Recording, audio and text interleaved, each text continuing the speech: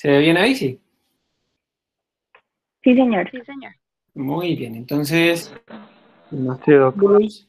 Entonces vamos a empezar con una viñeta clínica. Vamos a hablar un caso de diario, un caso de todos los días. Una mujer de 62 años que viene con 5 meses de deterioro de su clase funcional, astenia, palidez, pérdida de 8 kilogramos de peso. No menciona ninguna alteración significativa en la revisión por sistemas. Tiene antecedentes de un nódulo tiroideo benigno, hipertensión arterial, dispepsia con una endoscopia que mostraba gastritis antral, hernia yatal, y una enfermedad por reflujo, así como ansiedad. Venía manejada con alapril, sertralina y omeprazol. Ya tiene antecedentes de una fístula, de una cirugía de fístula rectovaginal, tiene intolerancia al metoprolol, 2 embarazos con 2 partos normales y antecedentes familiares de enfermedades crónicas no transmisibles como la hipertensión, diabetes y enfermedad coronaria.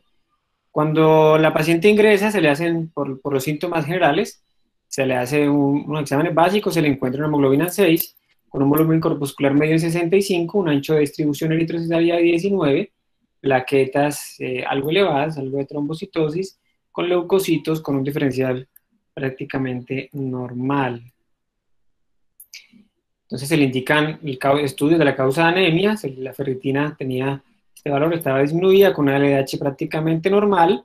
Se le indican estudios endoscópicos que no mostraron una causa de sangrado y por el síndrome constitucional se le hizo además unas imágenes de tomografía de tórax y abdomen y le encuentran una trombosis aguda de las arterias pulmonares, un tromboembolismo pulmonar y una trombosis crónica de la arteria renal izquierda y de la gonadal ipsilateral.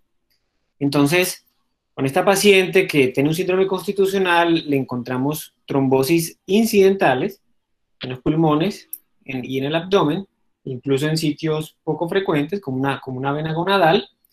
¿Cuál debería ser la evaluación para este paciente? ¿Qué debemos hacerle a este tipo de pacientes? Entonces yo vengo a traerles 6 mensajes que los voy a ir diciendo una vez, que es para que todos los pacientes con trombosis venosa provocada, la evaluación de trombofilias no está recomendado. La tasa de detección de cáncer oculto después de 12 meses de un evento trombólico venoso no provocado es aproximadamente el 5%, solo el 5%. Y la evaluación de un factor asociado a la enfermedad trombólica venosa se debe enfocar con las cosas que hacemos diariamente: interrogatorio, examen físico, pruebas básicas de laboratorio, imágenes y cribado por sexo y edad para neoplasias. Esto tiene sus grises, esto lo podemos discutir en otro momento. La determinación de la mutación del gen JAK2, que se pide con frecuencia buscando un síndrome hematológico que se llama síndrome mieloproliferativo, se debe tener en cuenta solamente para el estudio de trombosis del lecho esplácnico, trombosis renales, portales, mesentéricas, venosas. El enfoque del diagnóstico de una trombosis inusual se debe evaluar además factores locales y sistémicos, y finalmente que el estudio de síndrome de antifosfolípido en trombosis venosa profunda no provocada debe evitar de hacerse de forma rutinaria y solamente debemos hacerlo en algunos casos especiales, como les voy a mostrar. Entonces, el primer caso. Si el paciente tiene una trombosis venosa profunda asociada a una situación que le pueda generar fenómenos trombóticos, como una cirugía mayor ortopédica, una cirugía mayor que es aquella cirugía que tiene duración de más de 30 minutos, que se hizo con anestesia general o raquidia en algunos casos, esos o que se debe a un trauma mayor, o que se fue provocada en el contexto de algún tipo de toma de medicamentos que puedan generar fenómenos trombóticos, como los anticonceptivos orales o terapias hormonales en general, probablemente no requieran algunos estudios de trombofilia. Primero, pero entonces, como les digo, ¿qué es un evento mayor? Un evento mayor, un factor de riesgo mayor, perdón, es aquel donde yo tengo 10 veces el riesgo de que ese evento recurra durante los 3 primeros meses. Un menor aquel que entre 3 y 10 veces. O sea, que si un paciente le da una trombosis, por ejemplo, con una cirugía ortopédica, yo el mínimo tiempo que debo tratarlo son 3 meses, porque durante ese tiempo es el mayor tiempo que ese paciente le puede repetir una trombosis. Un factor menor es aquel que, si bien no tiene el mismo peso de que ocurra casi 10 veces un fenómeno trombótico, esto sí está entre 3 y 10 veces. Ejemplos, entonces, Aquí tenemos ejemplos de factores mayores. Aquel factor de riesgo persistente mayor es el cáncer. Y el cáncer no es que yo hace 15 años tuve cáncer y ya estoy en remisión, no, sino aquel cáncer que esté en tratamiento, que tenga una recaída o progresión o que tenga un tratamiento en curso. Y como les mencionaba, la cirugía mayor, la anestesia más de 30 minutos, que haya durado más de 3 días postrado en cama por una enfermedad aguda o, por ejemplo, una cesárea, es un factor también mayor.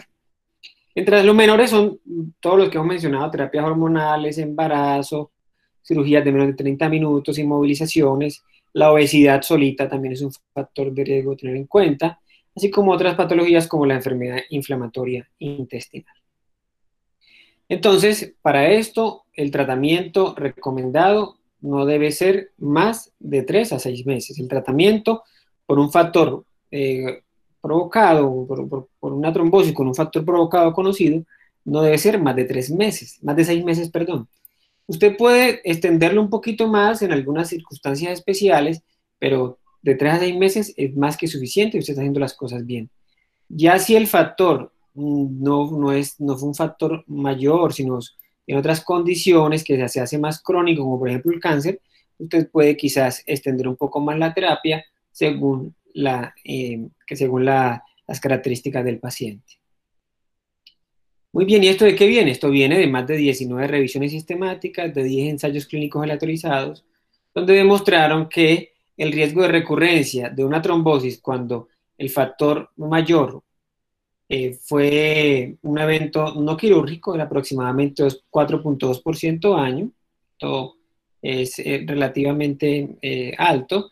Sin embargo, la tasa de hemorragia no era tan alta. Entonces, cuando un factor es transitorio, 3 a 6 meses es más que suficiente, ya que si seguimos tratándolo, el riesgo de que tenga una hemorragia va a ser mayor. Y aquí hago un paréntesis, muchachos. La posibilidad de que yo me muera tomando anticoagulantes o aplicándome anticoagulantes, teniendo un sangrado mayor, es 3 veces más que si a mí me da una trombosis. La posibilidad de morirme de un sangrado mayor es 3 veces más probable a que si a mí me da un fenómeno trombótico. Entonces, miremos que estos medicamentos no son medicamentos inocuos, tienen un alto riesgo. Si a los pacientes les da una hemorragia después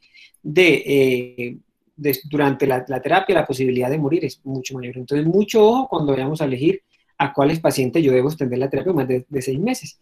Ejemplo aquí, el cáncer, un factor que es crónico. En el crónico, el cáncer es un mundo aparte. La trombosis y cáncer tiene unas aristas impresionantes, desde decirle de entrada que la gente no se muere de trombosis, no se muere de la progresión del cáncer, que hay unas aristas importantes en los tratamientos como el tratamiento quimioterápico, la radioterapia, si el paciente va a ser sometido a cirugía, si tiene metástasis cerebrales, si es un tumor gastrointestinal, si es un tumor genitourinario, etc. Pero sí quiero mostrarles la diferencia. En los factores transitorios, el riesgo de una trombosis en un año es del 4%. Por un cáncer puede llegar hasta ser el 10% año, con una tasa de hemorragia similar. Esto también, producto de varios fenómenos, de varios estudios aleatorizados, 19 revisiones sistemáticas, etc. Pero hay una zona gris. Aquellos pacientes, que son la mayoría, que están hospitalizados y le ocurre una trombosis y yo no le encuentro por qué le dio esa trombosis. No le encuentro un cáncer de entrada, el paciente no tuvo ningún factor mayor, estaba simplemente en su casa y al otro día fue que le dio la trombosis. Estos fenómenos no provocados tienen una connotación similar a los pacientes con cáncer, por supuesto guardando las proporciones. En estos casos, miremos que la tasa de recurrencia al año está entre las dos mencionadas previamente, es del 7,4%. Recordemos, para el paciente que tuvo una trombosis es muy similar por un factor provocador mayor, como una cirugía. La tasa de recurrencia es casi que al año es casi que la de una persona que nunca ha tenido una trombosis, por el cáncer sí es casi el 10%, y cuando nunca conocemos la causa es del 7,4%.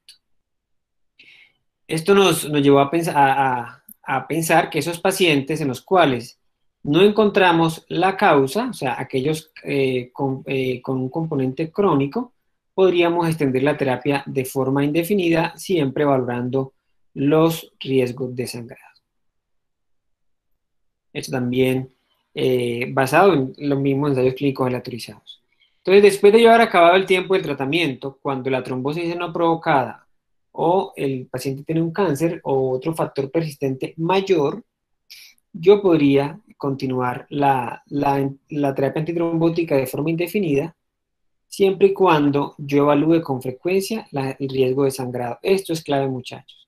Yo creo que si una cosa que a veces decimos los médicos, no, anticoagulación de por vida.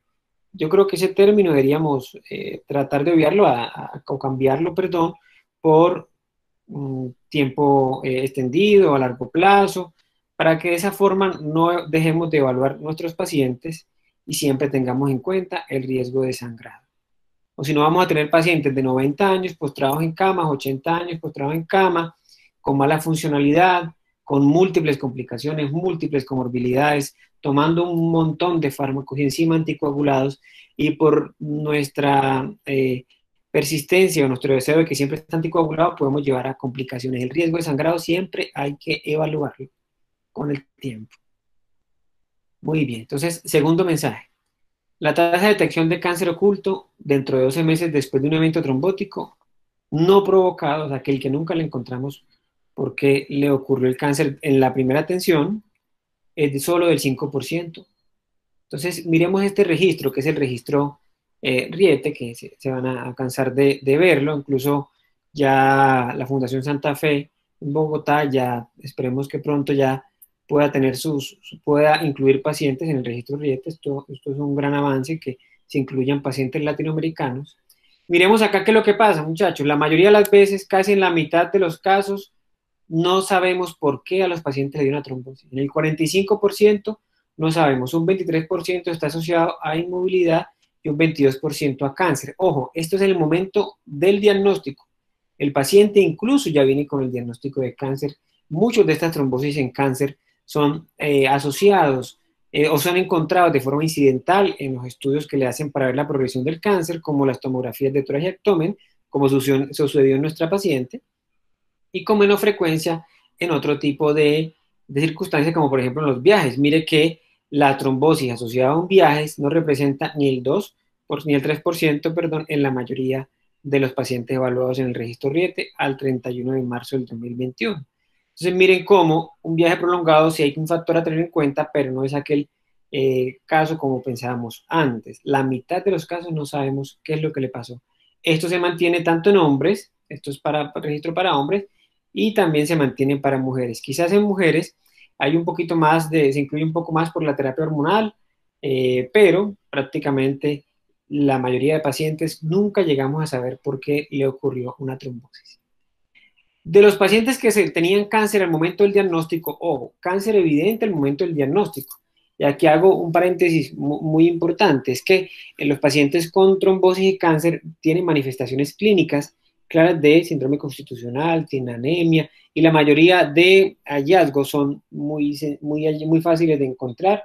Si hacemos una historia clínica normal, sencilla, pero completa, y pedimos unos laboratorios básicos. No hay que pedirle a los pacientes de entrada, a todos los pacientes, un TAC del cuerpo para mirar qué es lo que tienen. Entonces, al momento del diagnóstico, aquellos pacientes que tenían cáncer, la mayoría eran cáncer de colon, pulmón y mama. Esto es la gran mayoría de eventos. Miren que próstata no es tampoco algo que sea un porcentaje para olvidarnos, también es importante tenerlo en cuenta, y muchas patologías hematológicas también la podemos encontrar así.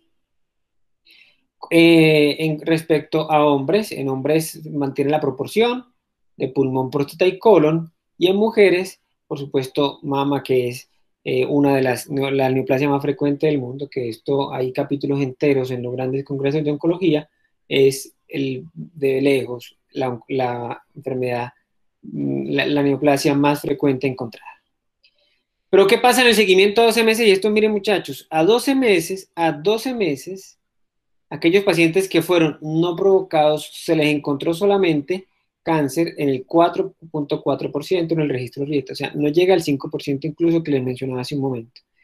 Que no es que el paciente, después de que yo evalué concienzudamente, que yo le hice exámenes básicos para clínicos básicos, yo de entrada a ese paciente puedo estar tranquilo que no tiene una manifestación oncológica mayor por lo menos, y que la posibilidad de que tenga un cáncer a un año es aproximadamente 4%. ¿Y qué es lo que se encuentra más o menos en ese periodo? Un 0,7% se encuentra por cáncer de pulmón, colorectal y hematológico. Miremos que las proporciones siguen siendo muy similares y esto se mantiene tanto para hombres como para mujeres. Entonces, miren que en la tasa, por ejemplo, en mujeres al año es de 3,7%. Entonces, la detección del cáncer a 12 meses es aproximadamente el 5% en aquellos pacientes a los cuales yo no le encontré nada que pudiera explicar la trombosis en el momento del diagnóstico. Sobre todo en aquellos pacientes donde es recurrente, pues la posibilidad de que encuentre una neoplasia puede quizás aumentar algo más respecto a si es la primera vez.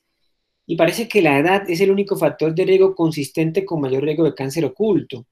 Se ha mirado si el sitio, por ejemplo, que yo tenga un TEP o que yo tenga una TBP, o sea, la magnitud del evento no se relaciona con la probabilidad de tener cáncer.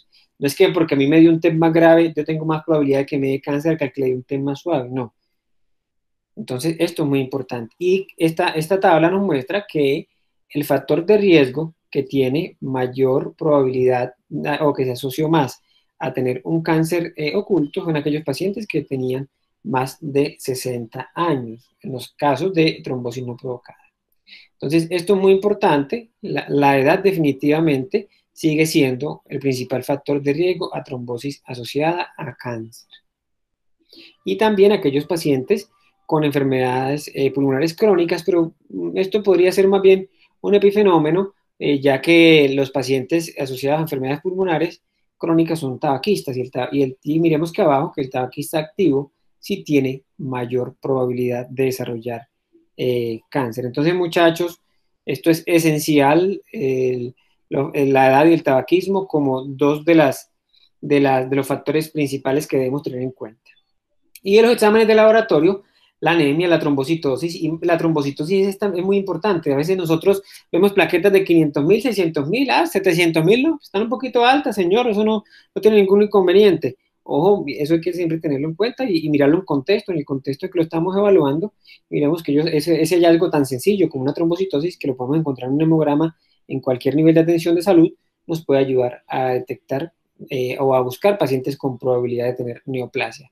Estos son datos, muchachos, a esta hora no quiero aburrirlos, son más de las 6 de la tarde, ya las 6:30, entonces no quiero aburrirlo con datos, pero esto simplemente resume que aproximadamente, más o menos al año, los pacientes los encontramos aproximadamente el 5%, y las neoplasias que encontramos, las neoplasias que habitualmente encontramos en nuestros pacientes. No es que estos pacientes más comúnmente tengan un sarcoma extraño, ni que tengan ningún tipo de tumor raro en otra parte del cuerpo. Lo que da más frecuente a la población es lo que más vamos a encontrar.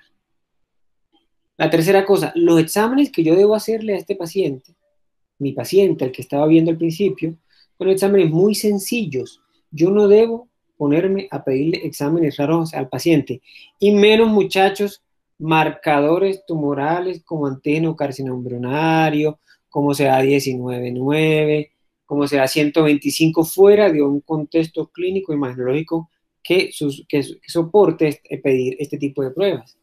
¿Yo qué debo hacer con estos pacientes? Bueno, yo tengo mi paciente al cual yo le detecté una trombosis, no le encuentro cuál es la causa, yo simplemente hacerle un interrogatorio, una revisión por sistema sencilla. Señor, usted tiene melenas, usted tiene deposiciones con sangre, ha tenido vómitos con sangre, ha perdido peso, tiene fiebre por las tardes, tiene escalofríos, suba la cama por las tardes, usted está presentando, ha encontrado alguna bolita, alguna masa, alguna tumoración, algún ganglio en su cuerpo que le llame la atención, ha tenido algún sangrado genital, urinario, cualquier cosa nos puede ayudar. ¿Y qué examen le debo pedir? Sencillo, un hemograma sencillo, función hepática normal, un calcio, creatinina y un examen de orina. Los autores, la mayoría, incluyen una radiografía de tórax y cribado para edad y sexo. Esto sí es una discusión aparte, muchachos, que ustedes me pueden decir a mí que la radiografía de tórax no sirve para detección de cáncer de pulmón, y yo les digo que sí tienen toda la razón, que quizás la tomografía de alta resolución, de baja radiación, puede ser un método de screening quizás mejor en pacientes fumadores, y se los acepto. Simplemente para comentarles que inicialmente una radiografía de tórax sencillita puede ser un buen tipo de marcador. Otro me puede decir, doctor, yo no estoy de acuerdo con el PSA porque lleva a la sobrerealización de biopsia de próstata y al aumento de la ansiedad en el paciente. También estoy de acuerdo con ustedes, muchachos. O doctor, yo no estoy de acuerdo con el tamizaje con mamografía, sino que debe hacerse con mamografía, ecografía, etcétera, muchachos. Eso está presto a siempre a discusiones y todos los días nos ha demostrado la evidencia que los tamizajes a amplias poblaciones, si bien pueden ayudar, no tanto como pensábamos hace unos 10 o 20 años. Esto, ¿de qué viene? Esto viene de algunos estudios. Este es un estudio muy bonito, que es el estudio SOMI, que nos mostró que aquellos pacientes, entre hacerle un estudio extensivo versus un estudio no extensivo, o sea, pedirle marcadores tumorales, pedirle citologías en esputo, pedirle fibroroncoscopia, colonoscopia a mis pacientes, no aumentó la tasa de detección de neoplasias. No aumentó la tasa de detección de neoplasias. Solo que debía yo hacer a los pacientes tamizajes por edad y sexo para ese momento. Miremos la diferencia, por ejemplo, miren el PSA, el antígeno prostático, en los estudios extensivos se le hizo a 54 pacientes, mamografía se le hizo a 38 versus 0 en el estudio no extensivo. No. Miren cómo hubo diferencias en los que le hicieron versus no le hicieron citología, y los resultados fueron los siguientes, muchachos. No hubo diferencias en la detección de neoplasias en los estudios extensivos versus en los estudios básicos de control. Y esto no impactó en la mortalidad. Esto no impactó en la mortalidad. Y esto todavía aún más nos apoya este estudio, que es el estudio SOME, que fue una población mucho más grande, aproximadamente 860 pacientes, con datos similares. A los pacientes se les hacía estudios de cáncer avanzados, incluyendo una tomografía, estudio tomográfico, versus los pacientes que no le hacían estudio tomográfico. Miremos la edad de los pacientes, 53 años, y esto es lo que uno ve todos los días. Los pacientes que más nos consultan por trombosis son pacientes en la sexta década de la vida, la mayoría hombres. Esto, miren que las enfermedades venosas no son solo de las mujeres, las enfermedades venosas y sobre todo recurrentes tienden a ser peores en los hombres, con un peso adecuado al momento del ingreso y con las comorbilidades que ven ahí, que la mayoría son factores de riesgo cardiovascular, lo que uno encuentra en la mayoría de poblaciones, la mayoría son hipertensos. Nos demostró que en el estudio limitado se encontraron 14 pacientes con cáncer versus en el estudio en el estudio más avanzado, pues más completo con tomografía, se encontraron 19 sin diferencias significativas.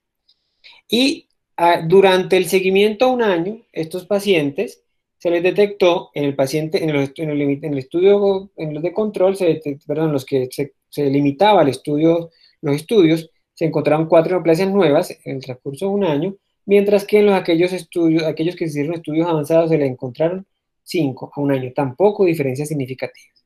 Entonces, muchachos, ¿a qué voy con todo esto? Entonces, muchos me dirán, doctor, bueno, pero entonces hagamos estudios más avanzados para poder encontrar incluso más cáncer. Hagámosle a los pacientes un PET scan, hagámosle un PET-CT. A lo mejor haciéndole PET-CT o PET scan, a los pacientes vamos a encontrarle mayor cantidad de cánceres. Sí, efectivamente, encontró mayor cantidad de lesiones susceptibles de estudios, pero ¿qué nos pasó con esto? Que los pacientes requirieron más estudios invasivos.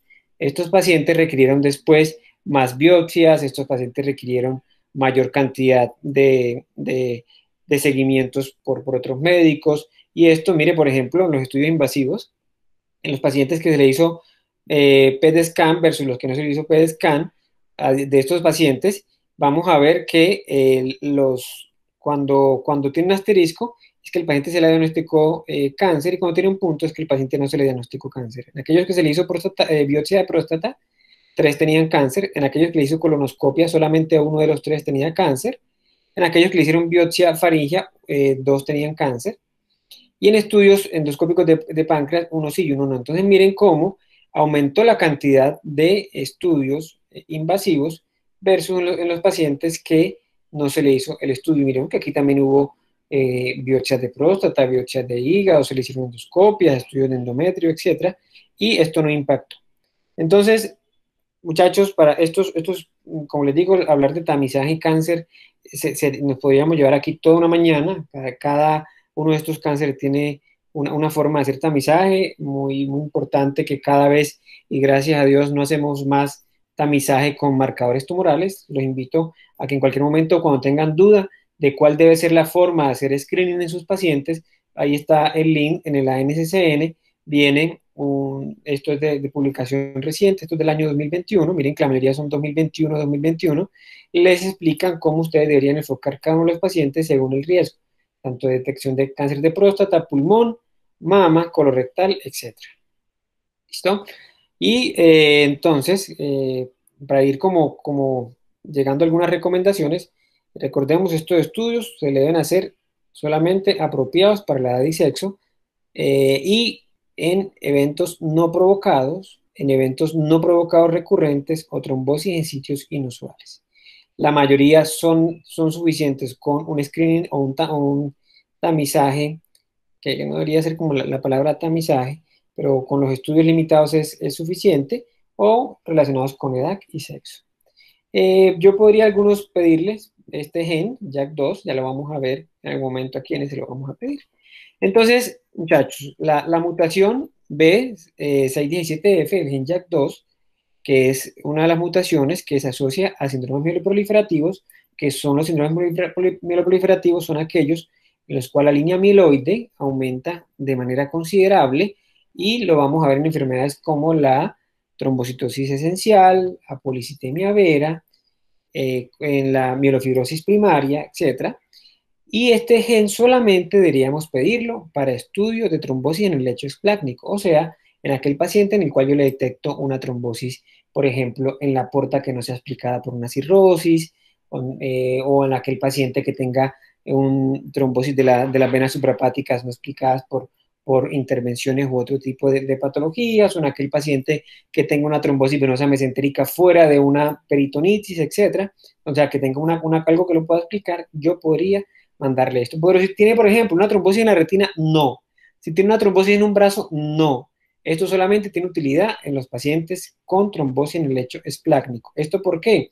Esto es un estudio muy interesante, publicado en Blood, con cerca de 3.508 pacientes, de los cuales 831 pacientes tenían trombosis venosa esplácnica, y le comento que la prevalencia fue del 32%, o sea, fue bastante alta de estos pacientes.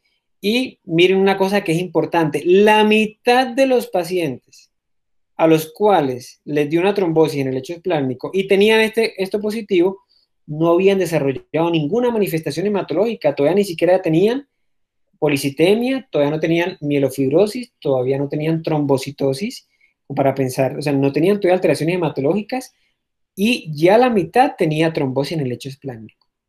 Eso es muy importante. Entonces, miren, la prevalencia es alta en la trombosis en ese tipo de sitio.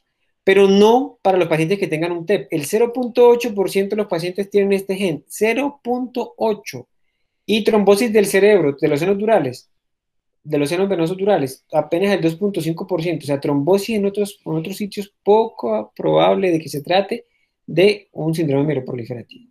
Y miren la trombosis de la retina, 0.9%. Entonces, no nos pongamos a inventar, a buscar mutaciones extrañas en sitios inusuales, solamente en abdomen, que no se explique por otro tipo de patologías. Quinto mensaje: la trombosis de sitios inusuales se deben tener en cuenta factores locales y sistémicos, como cuáles, como por ejemplo, si un paciente me hace una trombosis en un brazo, yo no debo decir el paciente tiene una mutación del factor 5 Leiden, no tiene una deficiencia de proteína. No, la causa más común de una trombosis en el miembro superior, sin asociarse a dispositivos endovasculares, es el opérculo torácico, que es una enfermedad en la cual la salida de los grandes vasos en el tórax se comprime por los escalenos y la primera costilla. Esto se ve, por ejemplo, en pacientes que alzan pesas, los que les gusta ir al gimnasio, y pueden tener una trombosis inusual. Hace poco tuvimos dos personas, uno que iba al gimnasio a alzar pesas, pero con fines deportivos, y otro, un paciente que practicaba natación también con fines de competición. Ambos tenían trombosis en el brazo, explicado por un opérculo torácico. A esos pacientes se les hace un procedimiento, se les quita el escaleno anterior y a veces se les quita la primera costilla para que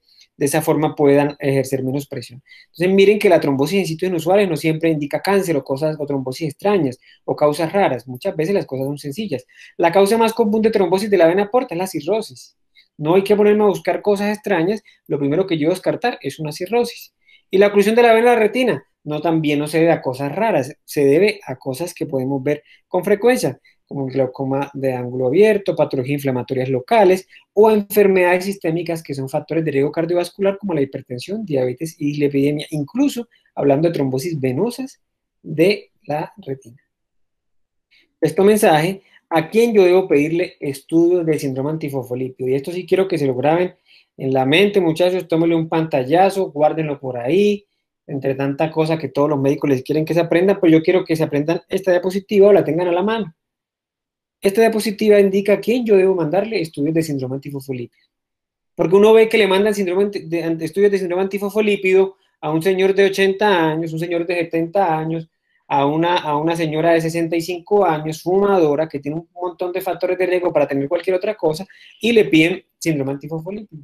Y después con esos resultados se ponen como una papa caliente, no saben qué hacer, ¿será que lo anticoagulo? ¿Será que no lo anticoagulo? Le pide cita con el hematólogo, no hay citas, el paciente entra en un temor increíble. Entonces, ¿a quién yo sí debo mandarle esto? Al paciente que tenga menos de 50 años y tenga un episodio de tromboembolismo no provocado, en aquel paciente que tenga un evento cerebrovascular isquémico, un ataque isquémico transitorio, otro tipo de isquemia cerebral documentada y que tenga menos de 50 años, que tenga trombosis arteriales en otros sitios, como por ejemplo un paciente de 40 años que me haga una trombosis de una arteria femoral o una arteria braquial, yo a ese paciente también debo pedirle estudios de esas arteriales también. ¿Listo?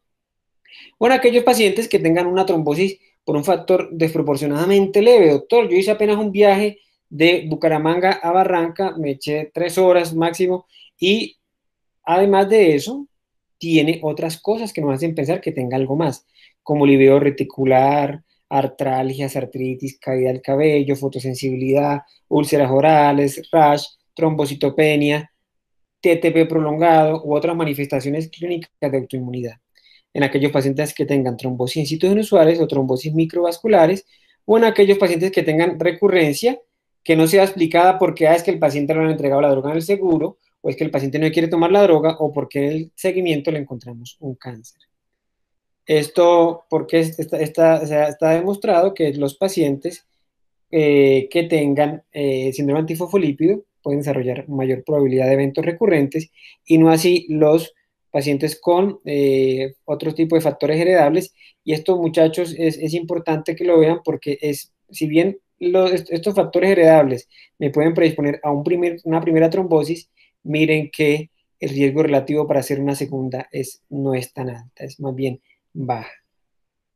Y incluso yo lo hago a pacientes sanos, yo le puedo encontrar marcadores de síndrome antifosfolípido, no significa que ya tienen que tomar anticoagulantes, pero sí es importante tener esto en cuenta, ¿listo? ¿Y cuál es el más peligroso? Aquellos pacientes que tengan 3 marcadores de síndrome antifosfolípido. Digamos que el más riesgoso de todos es el anticoagulante lúpico, que tiene un riesgo relativo de 6 a 8 veces de desarrollar un evento trombótico. Aquí tenemos a los pacientes con síndrome antifosfolípido. Los que más tienen recurrencia son aquellos pacientes que son triple positivos versus los que no le encontraron ningún tipo de anticuerpo antifosfolípido que están en la línea verde. Entonces, resumen de los mensajes, recordemos, si tiene un factor provocador muy evidente, no perdamos el tiempo, tratémoslo de 3 a 6 meses. Si ustedes después en el seguimiento le encuentran algo más y quieren extenderlo, que sea justificada la razón. La detección de cáncer oculto en 12 meses es de aproximadamente el 5%, entonces yo a este paciente le hago un screening básico, no me enredo la vida, si encuentro algo que sugiera algo adicional en el seguimiento, pues le hago lo pertinente. Yo a esos pacientes que le debo hacer examen físico básico, eso sí, debe ser un examen físico bien hecho, no que por la pereza me quede más fácil a mí mandarle 20 exámenes porque es más rápido en un computador que dedicarle 2 minutos a examinar a un paciente con la ropa interior puesta. Hay que mirar los lunares, hay que examinar la región inguinal, el cuello. No saben la cantidad de cosas que uno se encuentra a diario, muchachos. Se encuentra una hepatomegalia, esplenomegalia, adenopatías, se encuentra uno melanomas del cuero cabelludo, se encuentra uno melanomas interdigital. Entonces, evalúen bien a su paciente. Eso nos va a ahorrar antes ese tiempo que pedirle un poco de exámenes, porque es más fácil sacarlo de la consulta para cuando venga el paciente, probablemente lo que hicimos fue perder tiempo en vez de ganar. Recordemos que la mutación del JAK2, trombosis del lecho plánico, no explicada por otra causa, trombosis in situ inusual, tener en cuenta los factores locales, ya lo expliqué, por ejemplo, en las trombosis del miembro superior, y para mandar estudios de síndrome antifosfolípido, no debo hacerle rutina, y en las poblaciones que le mencioné anteriormente. Entonces, por lo tanto, en aquellos pacientes que tienen un evento no provocado, sino un factor provocador, ni siquiera las trombofilias heredadas o adquiridas logran explicar hoy la mitad de los eventos, todavía estamos cortos, todavía la mitad de los pacientes quedan cortos. Y estas listas de chequeo gigantes que uno ve en las consultas, usted ya le hicieron la proteína S, y ya le hicieron la C, y ya le hicieron antitrombina, y ya le hicieron factor 5, y ya le hicieron esas listas como si fuera una receta de cocina. Muchachos, hay que quitarlo.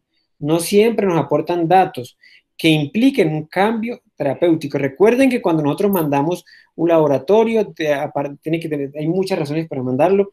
Debemos pensar en los tipos de normalidad que tenemos en nuestros pacientes al interpretar un estudio, porque recuerden que para decir que un estudio es normal, hay 6 formas de normalidad: normalidad gaussiana, normalidad por percentiles, normalidad socialmente aceptada, normalidad diagnóstica, normalidad terapéutica, etcétera. Entonces, miremos que decir que algo es normal todavía requiere mucho tiempo. Entonces, mucho cuidado con esas listas de exámenes hasta el momento, muchachos. Bueno, eso es lo que les tenía para hoy. Y bueno, si todavía no se han aburrido ni se han ido, cualquier cosa que quieran preguntar, con mucho gusto.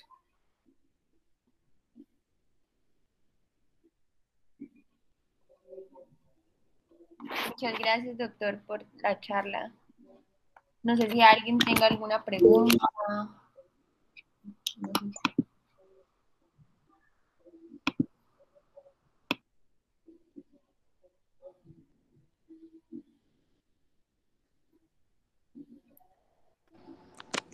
Hola, buenas noches. ¿Cómo estás, César? Con Néstor. Hola, Néstor, ¿qué más? Muchas gracias por la charla, muy concreta y precisa, ¿no? Muchas veces somos muy mecánicos a la hora de enfocar un paciente y eso de la receta de la cocina es, lastimosamente es lo más frecuente, ¿no? Cuando debería ser lo menos frecuente y empiezan a buscarle no solo cáncer, sino trombofilias hereditarias y demás cosas que lo único que hacen es acabar con los recursos de la salud. Mm, el mensaje del cáncer, la verdad es que en personas jóvenes empiezan a buscar neoplasias de personas mayores y pues...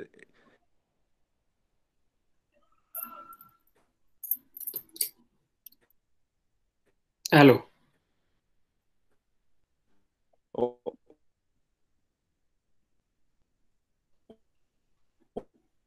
oh, oh,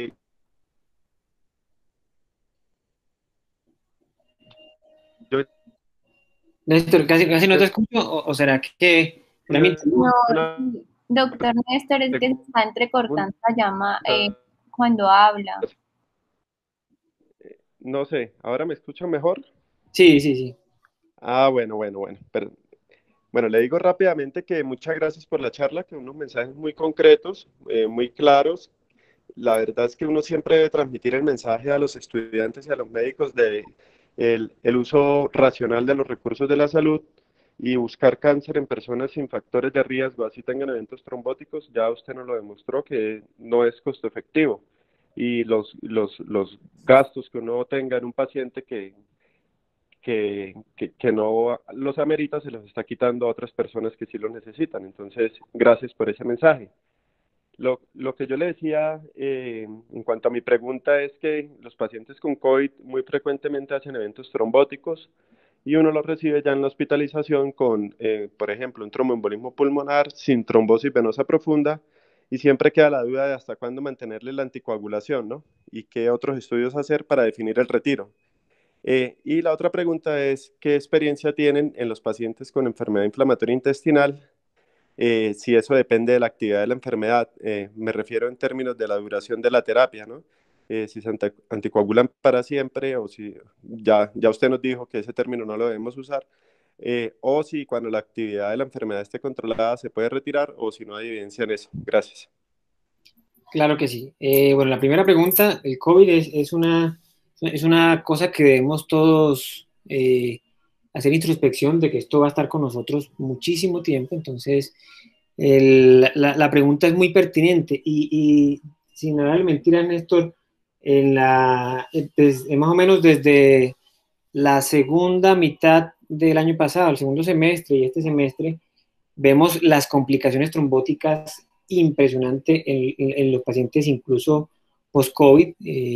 Parece que los fenómenos de inmunotrombosis, que es en realidad el sustrato que lleva a la aparición de estos eventos, es más fuerte de lo que veníamos pensando y que lastimosamente no se pudo demostrar que con anticoagulación se puedan evitar. Esto, sobre todo unos datos de un estudio que se llama Action, publicado por el doctor, no recuerdo el nombre, de Brasil, que es muy interesante ese estudio. Les invito al estudio de Action, publicado ahorita en el Congreso del American College, donde demostró que ponerle anticoagulantes a los pacientes no preventivamente a dosis altas no logró su objetivo de disminuir la tasa de recurrencia. Cuando nos llegan a nosotros a piso, lo más importante es que esos pacientes requieren anticoagulación de 3 a 6 meses mínimo. ¿De qué depende eso? De la magnitud del evento. Ahí sí. Si el evento fue solamente un TEP, fue un evento donde no hubo compromiso cardiovascular significativo, probablemente 3 meses sea suficiente.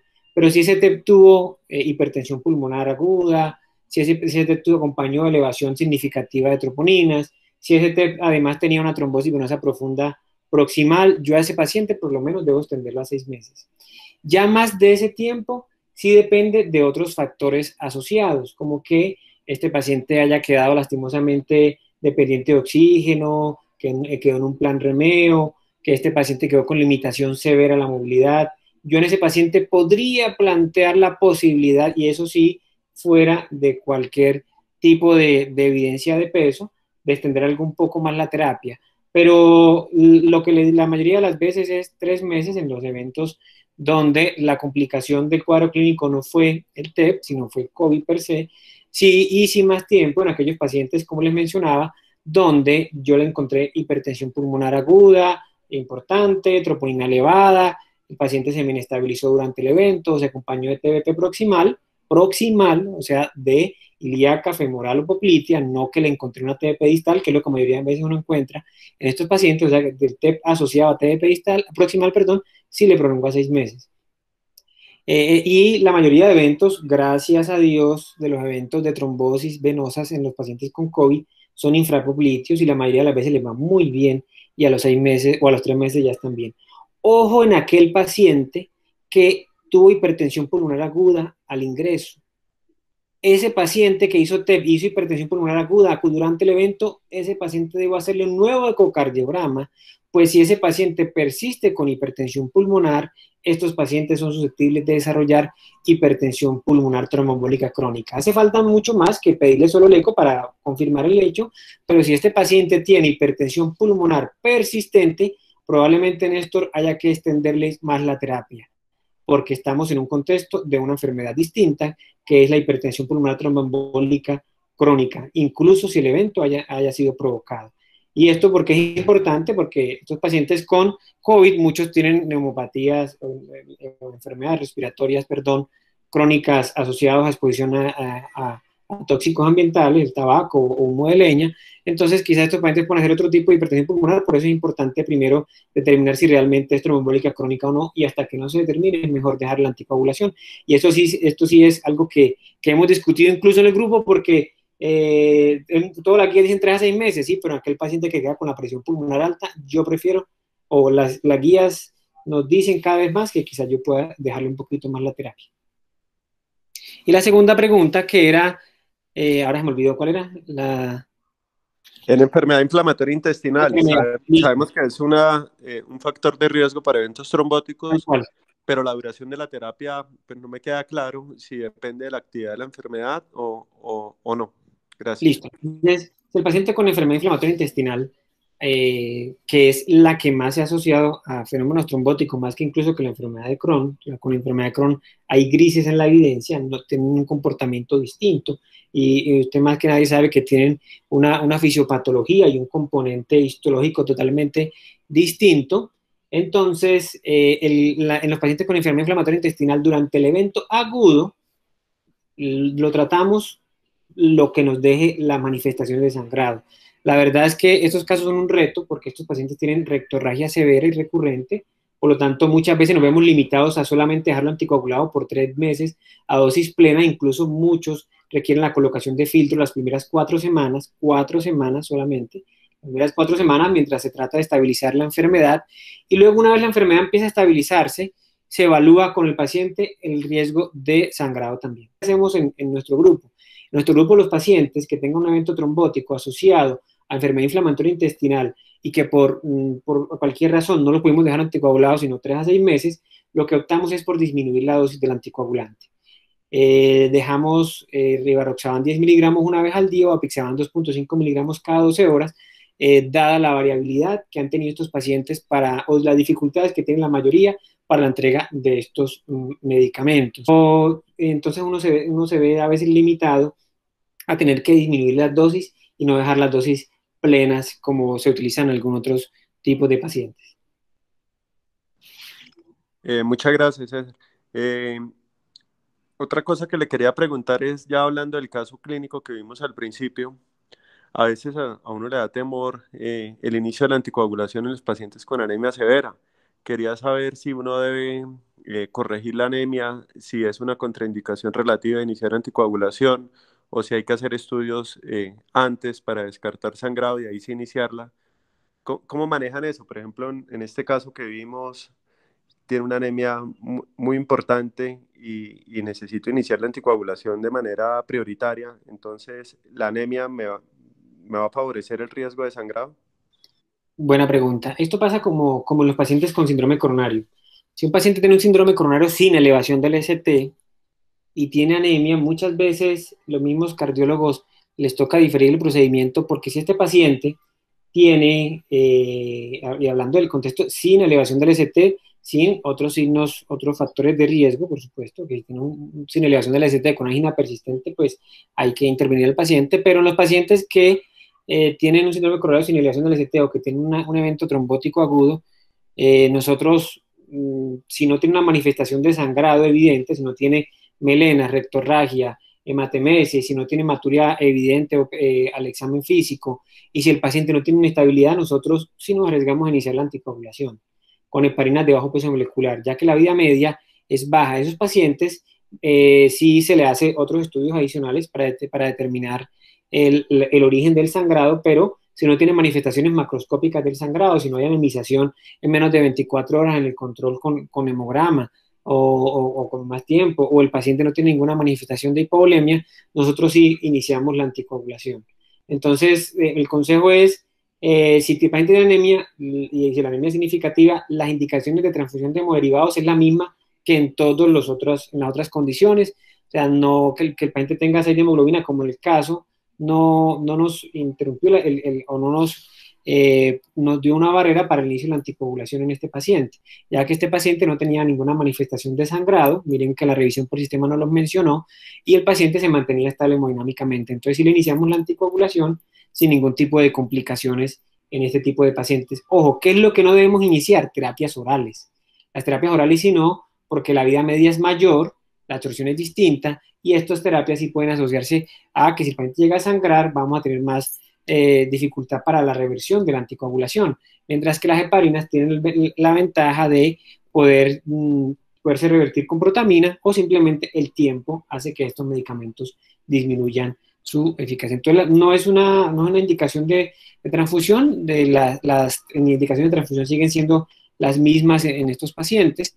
Este paciente se transfundió después de la toma de otros exámenes de hematología, sin ningún inconveniente, y el paciente se le detectó una neoplasia de las vías urinarias, se detectó un cáncer de vejiga, que era lo que tenía nuestra paciente. Bueno, César, muchas gracias. Ahora sí dejo a los otros participantes preguntar. Siempre aprendo mucho de sus conferencias. Muchas gracias.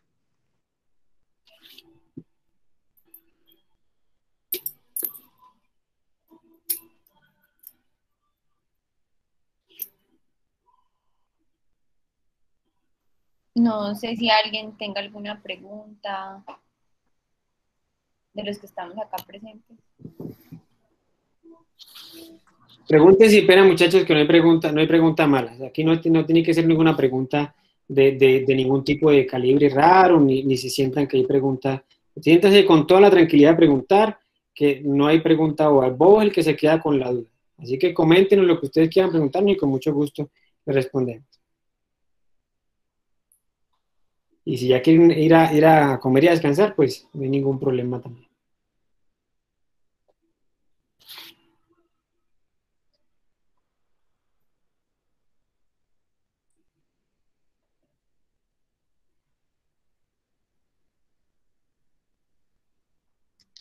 Bueno, parece que no hay más preguntas, entonces, muchachos, muchísimas gracias por la invitación. Yo sé que ahí, perdón, el tema que ni me acordaba de la reunión de hoy, pero sé que es algo complejo, algo pesado para la hora, pero mensajes claros, muchachos, quiero que se lleven para sus casas ahorita. Los pacientes debemos hacerle un examen físico sencillo, bien hecho, debemos pedirle exámenes básicos e interpretarlos nosotros de una manera adecuada. Un hemograma nos dice muchísimas cosas. Aprendamos a leer un hemograma, aprendamos a leer un hemograma, aprendamos a leer un parcial de orina. La hematuria no es normal en la mayoría de los casos. La proteinuria tiene casi siempre un origen distinto. Busquemos cosas por ahí. Esos exámenes básicos nos va a ayudar a buscar mejores resultados en nuestros pacientes.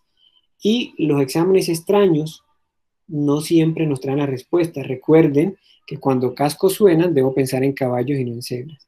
Entonces, esos mensajes son claros, claves para ustedes, para su formación, para su trabajo, y incluso les digo que para ustedes algún día van a presentarse a algún tipo de residencia, lo que a ustedes les guste, les van a preguntar cosas sencillas, no le van a hacer preguntas rebuscadas, excepto en algunas universidades de Bogotá.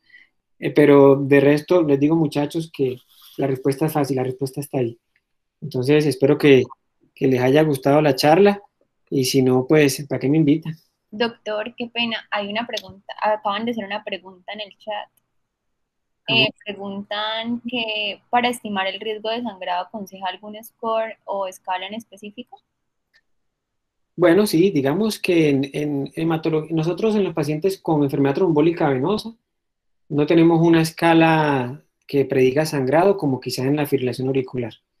¿Qué debo hacer yo? Hagan la que a ustedes les guste, muchachos, cualquiera, pero háganlo. Estratifiquen el sangrado de su paciente.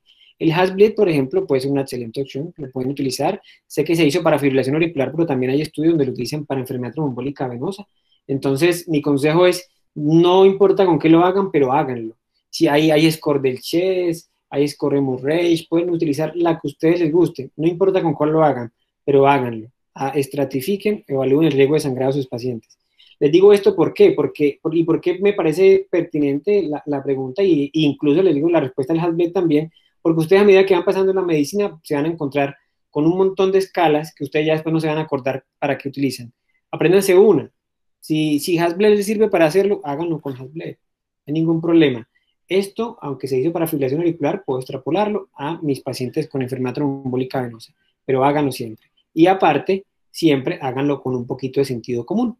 Si el paciente tiene un cáncer de vejiga o un cáncer de estómago con una lesión que está ulcerada y sangrando, el riesgo de sangrado del paciente va a ser también muy alto. Entonces, no siempre no todo lo tenemos que hacer en forma de puntajes, también el sentido común aquí va a jugar un papel muy importante. Muchas gracias, doctor. Con mucho gusto. No sé si hay alguna pregunta más o damos por terminado. Esperemos a ver si alguien más habla.